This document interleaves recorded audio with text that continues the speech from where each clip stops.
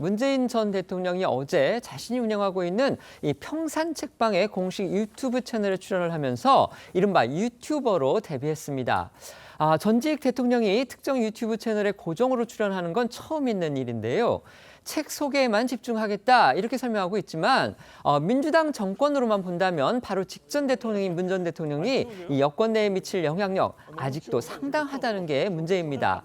본인은 정치적인 시선과 해석을 부인하고 있지만 내년 지방선거를 앞둔 시기 또 친문, 대친명의 신경전이 치열한 이 현 여권 상황에 비춰본다면 이 같은 문 전 대통령의 공개 행보는 앞으로 여권 내 정치 지형에 파장을 불러일으킬 소지가 다분해서 주목이 되는 겁니다. 어제 평산책방TV라는 유튜브 채널에 문재인 전 대통령이 출연해 이 탁현민 전 청와대 의전 비서관과 대담하는 영상이 공개가 됐는데요. 문 전 대통령이 추천하는 책과 함께 또 일상적인 모습도 소개가 됐습니다. 문 전 대통령은 이 전직 대통령으로서는 최초로 해당 유튜브 채널에 고정으로 출연하기로 하면서 사실상 유튜버로 데뷔를 한 셈입니다. 퇴임할 당시에 문 전 대통령이 한 말 아직도 회자가 되고 있죠. 잊혀지고 싶다. 바로 이거였습니다. 그런 문 전 대통령이 전직 대통령으로서는 처음으로 유튜버로 변신을 하니까 온라인에서는 즉각 갑론을박이 벌어졌습니다. 특히 문 전 대통령 지지자하고 또 이재명 대통령 지지자로 추정되는 네티즌들의 평가가 극명하게 엇갈린 게 눈길을 끄는데요. 이 유튜브 영상 제작을 또 진보 진영의 최대 스피커로 꼽히는 인물이죠. 바로 김어준 씨의 방송국이 맡았습니다. 이를 두고도 여러 가지 말들이 쏟아졌습니다. 네, 먼저 어제 공개된 문 전 대통령의 유튜버 데뷔 영상은요. 게시 하루 만에 2만 회 이상의 조회수를 기록을 했고 댓글 역시 3,500여 개에 달했습니다. 문 전 대통령의 지지자로 보이는 네티즌들은 얼굴을 자주 보여달라라며 응원 댓글을 달았지만 이 대통령의 지지자로 추정되는 일부 네티즌들은 잊혀지는 게 제일 싫은 거 아니냐, 내년 지방선거를 앞두고 나오는 이유가 무엇이냐, 문재인, 김어준, 탁현민은 그냥 조국 혁신당에 입당하라는 등의 이 비판적인 댓글을 남겼습니다.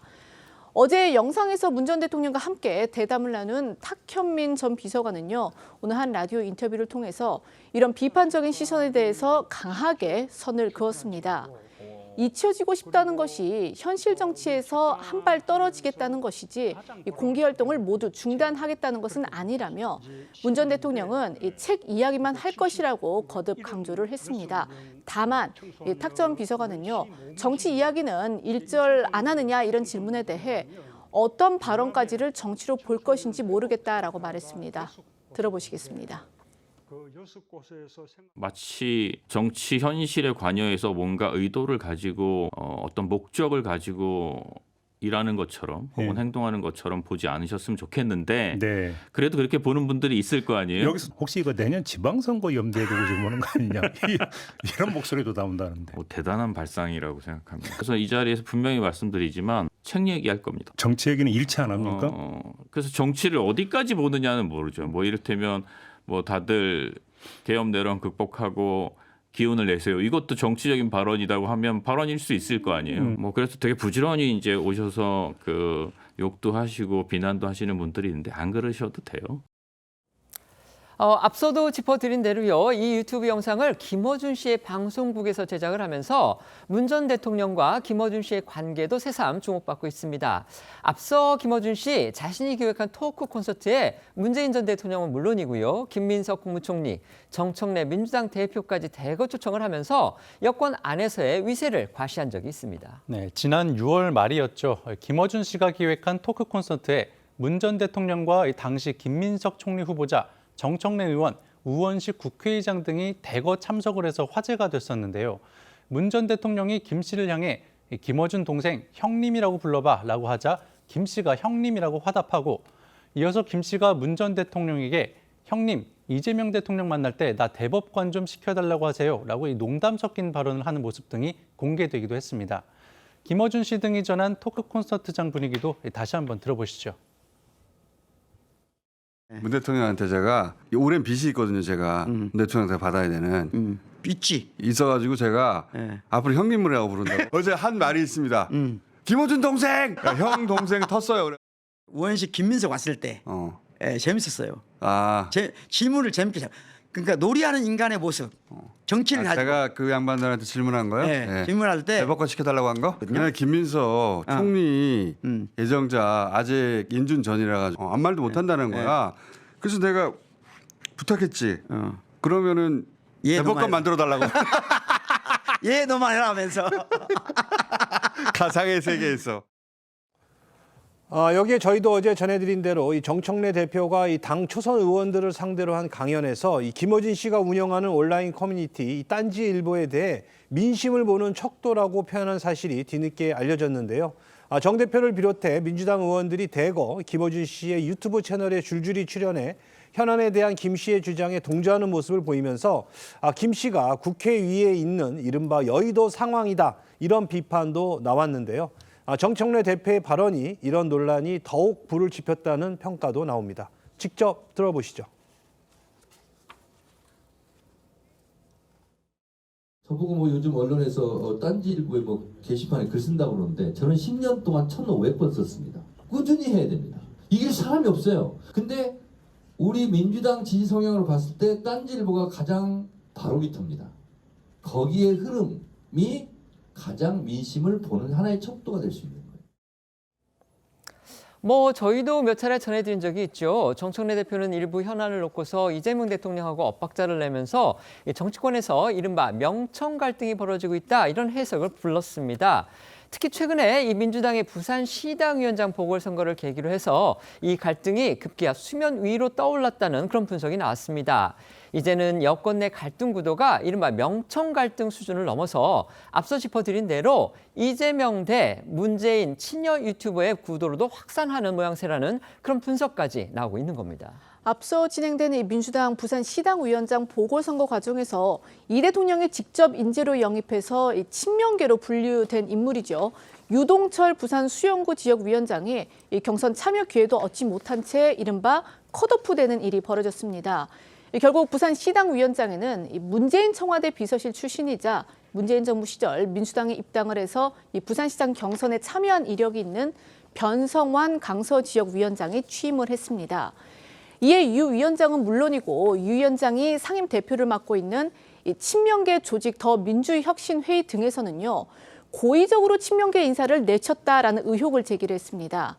그 배경에 정청래 대표 등 이 비명계의 정권 장악 시도가 자리하고 있다 이렇게 이제 의심을 하면서 이른바 명청 갈등으로 사안이 확대가 된 겁니다. 과거 유동철 위원장에게 힘을 실었던 이 대통령의 목소리 그리고 이번 컷오프 사태 이후 나온 유동철 위원장 목소리 이어서 들어보시겠습니다.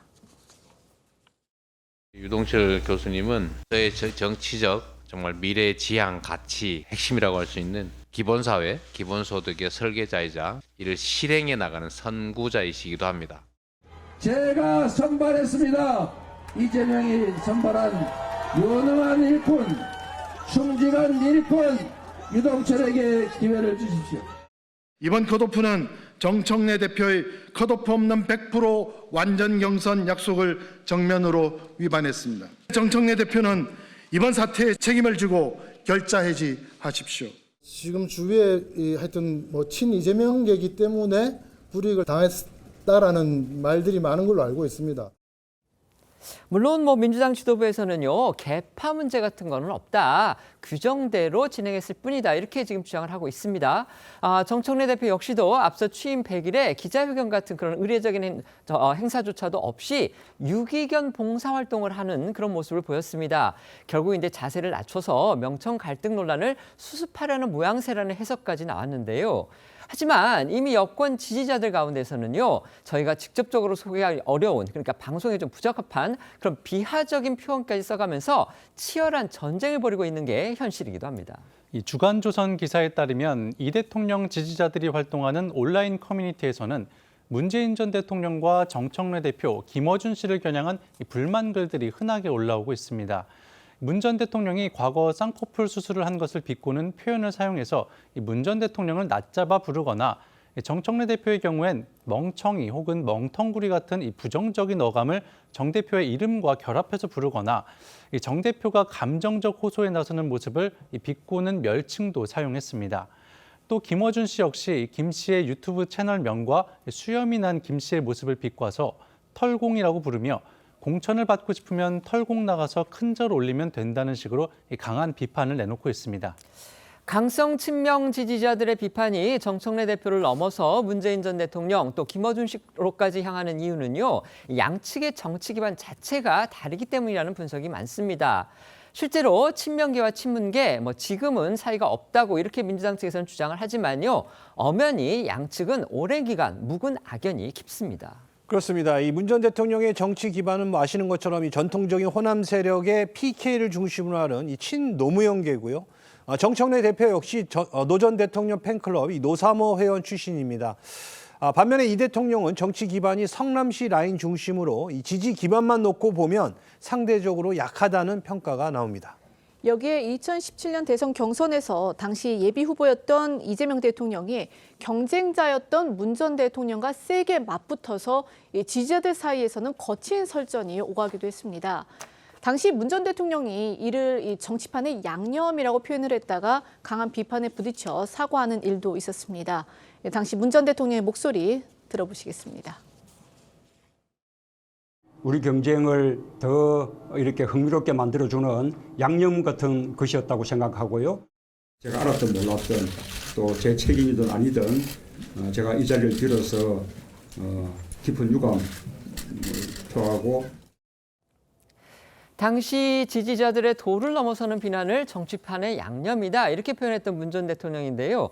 지금은 또 상황이 돌고 돌아서 이 대통령의 강성 지지자들로부터 입에 올리기도 지나친 멸칭으로 지금 불리고 있는 겁니다.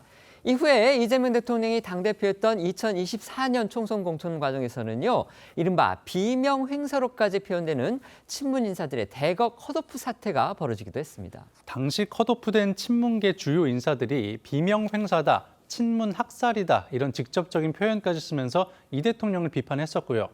대거 탈당으로까지 이어지기도 했었는데요. 당시 나온 친문계 인사들의 발언도 다시 한번 들어보겠습니다. 임종석 죽이기라고 봐야 되겠죠. 오히려 친문 죽이기라고 봐야 되죠. 친문 다 드러내겠다. 이번 민주당 공천은 정치적 학살입니다. 오로지 이재명의 민주당으로 가겠다는 대국민 선전포고입니다. 이처럼 오랜 기간 악연으로 이어져 온 여권 내 갈등 구도가 다시 표면화하면서 내년에 있을 지방선거에도 이 지각 변동이 생길 수 있다는 분석도 나오고 있습니다. 문재인 전 대통령이 전직 대통령으로는 처음으로 유튜버로 데뷔를 했습니다. 물론 이제 본인은 그 책을 소개하는 활동일 뿐이다. 그리고 그 측근들에 따르면 현실 정치에 개입하는 것은 없다. 이렇게 선을 긋고는 있습니다만 이게 시기가 지금 현 대통령, 그러니까 이재명 대통령이 취임한 지 1년도 안 됐습니다. 그런 상황에서 전직 대통령이 본격적으로 대외 활동을 나선 것. 그다음에 내년 지방선거 이제 얼마 안 남았죠. 결국 공천을 둘러싸고 또 한 번 당내에서 친명 대 친문 간의 갈등과 대립 조짐이 보이는 그런 상황에서 문재인 전 대통령이 이렇게 전면적으로 공개 활동에 나서니까 이게 여권의 향후 역학구도나 이런 데 어떤 영향을 미칠지 관심을 갖는 분들이 적지 않은 듯합니다. 어떻게 보십니까? 제가 좀 너무 과도한 정치적 해석이라고 봅니다. 이 평산책방을 열고 책을 통해서 국민과 소통하겠다 이런 입장을 계속 반복해서 내왔고요. 그 방법의 하나로서 소통의 방식인 유튜브를 선택한 것뿐입니다. 그 사이에 비상계엄 내란이라는 중대한 사태가 있었지만 정치적 발언은 크게 하시지 않았잖아요. 그리고 이재명 대통령과도 연말 연초 필요할 때 이재명 대통령이 직접 찾아뵙고 또 고견을 듣고 이런 전직 대통령과 현직 대통령 간에 전례 없이 그냥 좋은 관계로 계속되고 있습니다. 과거에서부터 이 지지자들 간에 현재도 남아있는 일부 좀 강성 지지자들이 그렇게 게시판에 글을 쓰고 하는 분들이 있긴 있나 본데요. 두 분 간이나 당 내의 어떤 세력 간이나 이게 계파로 나뉘어서 현재 또 지방선거까지 새로운 어떤 갈등 요인이 될 거다. 좀 과도한 해석인 것 같고요. 전직 대통령의 그냥 정치 외적인 국민과의 소통 방식 그거를 그냥 하시겠다는 것이고 거기에 정치적 의미를 너무 무겁게 둘 필요는 없다고 봅니다. 네. 문재인 대통령은 자숙하셔야죠. 야당 입장에서는 당리당략만 생각하자면 문 전 대통령이 등판해 주는 것이 좋습니다. 여권 내에 지금 명청 갈등이라고 하는 것이 엄연히 존재하는 것으로 보이고 그 뿌리는 결국 문명의 충돌에 있다고 하는 관측이 있지 않습니까? 그러면 문 전 대통령이 등판해서 유튜브를 열심히 하면 열심히 할수록 여권 내부에서 파열음이 발생할 가능성이 높아질 겁니다. 그런데 우리가 잠시 잊고 있습니다만 지금 형사 피고인의 신분에 있는 전현직 대통령은 3명입니다. 인위적으로 공소 취소가 되지 않는 한 5개 재판의 피고인 신분에 있는 이재명 현 대통령, 그리고 12.3 비상계엄으로 재판을 받고 있는 윤석열 전 대통령, 그리고 지금도 서울중앙지법에서 특가 뇌물 혐의 피고인 신분으로 재판을 받고 있는 문재인 전 대통령입니다. 바로 다음 주 화요일에 또 공판 준비 기일이 예정되어 있습니다. 그런 상황에서 지금 유튜브를 하면서 자숙하지 않는 것이 과연 온당한 도리인가 아마 국민들께서 엄중하게 물으실 것입니다.